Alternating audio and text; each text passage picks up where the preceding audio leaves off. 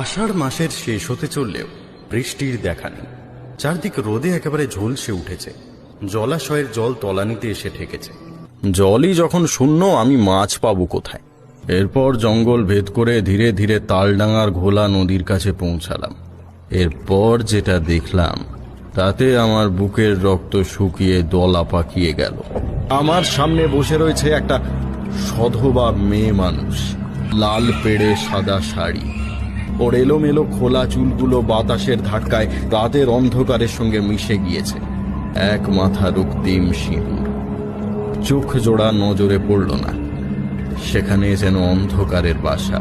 সেই ভয়ঙ্করী ডান হাতে একটা কাঁচা মাছ ধরে চিবিয়ে খাচ্ছে, আর হাসবার সময় ওর শরীর দুলে উঠলে হাতের শাখা পলা সব নড়ে নড়ে উঠছে। কিরে, ভয় পেলি নাকি? আমার দিকে তাকা, তোকে মাছ দিয়েছি, আরো দেবো।